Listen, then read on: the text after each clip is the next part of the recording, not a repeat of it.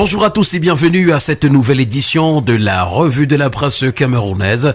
Nous démarrons ce matin avec le quotidien vert Émergence qui nous replonge dans la crise post-électorale en nous faisant savoir que 142 civils sont devant le tribunal militaire.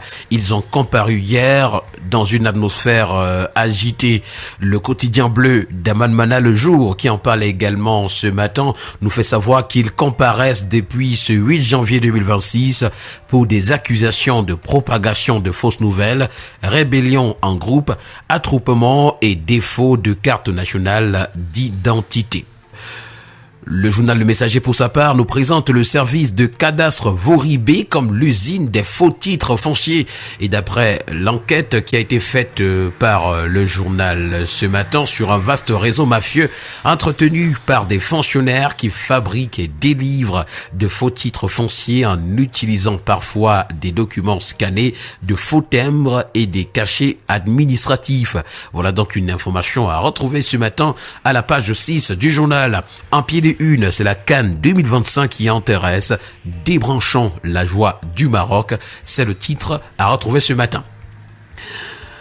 À la grande une de Cameroun Tribune ce matin, on parle des vœux au président de la République, Paul Biya, face au corps diplomatique mendiant de la paix résolument. Évoquant la situation du monde hier lors de la cérémonie de prestation des vœux, le président de la République a plaidé pour une paix durable et juste qui, de son point de vue, peut garantir la survie de l'humanité.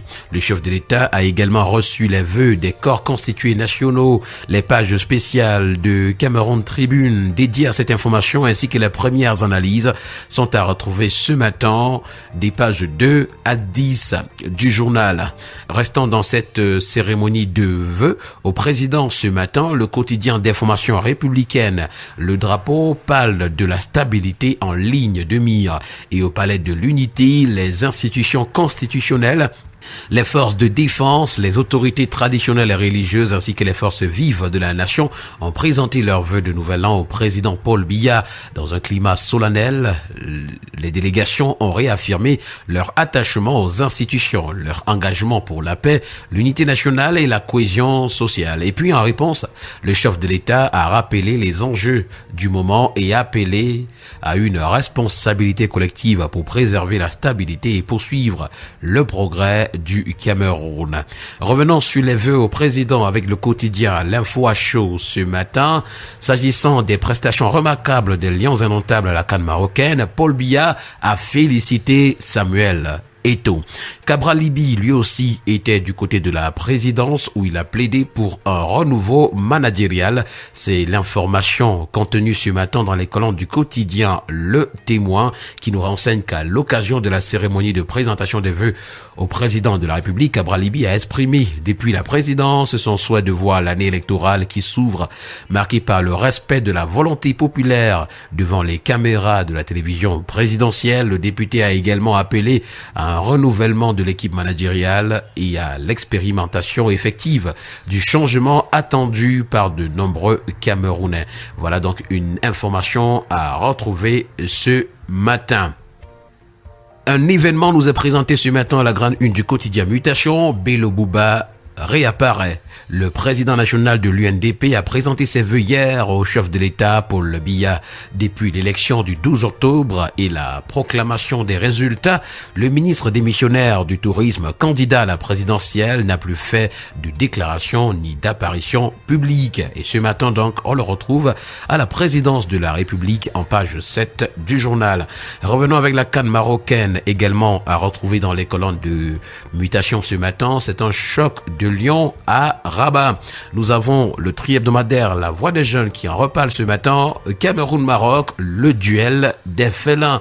C'est l'affiche d'ailleurs la plus attendue des quarts de finale de la CAN 2025. Le Cameroun et le Maroc, deux géants du football africain, croisent le fer dans un duel à haute intensité, chargé d'histoire, de rivalité et d'ambition continentale. La nouvelle expression qui s'intéresse également à cette confrontation Cameroun-Maroc nous renseigne que l'histoire donne le Cameroun vainqueur. Et selon cette histoire des confrontations entre ces deux grandes nations du football africain, le Cameroun a toujours vaincu le Maroc.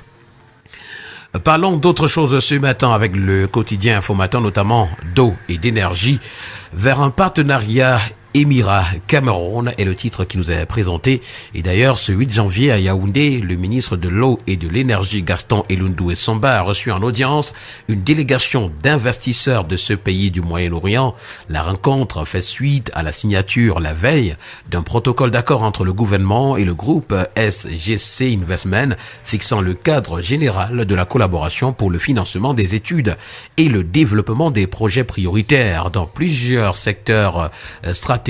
Voilà donc une information à retrouver en santé ce matin avec le quotidien Éco-Santé. Le Sénamé est au cœur du sanctuaire où chaque carton sauve une vie. En savoir davantage, c'est parcourir les pages 7 et 8 de Éco-Santé.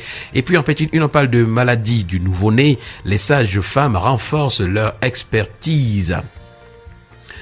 Nous poursuivons ce matin et nous terminons d'ailleurs cette revue de la presse avec la voix du consommateur qui s'intéresse au Cameroun en parlant du remaniement comme la nouvelle diversion. Le pays est plongé dans une attente qui paralyse l'action gouvernementale. L'insalubrité, délestage électrique, pénurie d'eau potable reste le quotidien de nombreux ménages. Dans l'opinion, les attentes sont claires. De nombreux Camerounais espèrent un remplacement de ministres jugés peu performants ou installés depuis 10 à 20 ans dans les mêmes portefeuilles.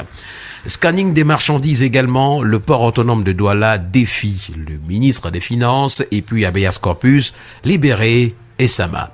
Voilà qui a permis de mettre un terme à cette sortie ce matin de la revue de la presse camerounaise. Merci à vous, mesdames et messieurs, et agréable week-end à chacun.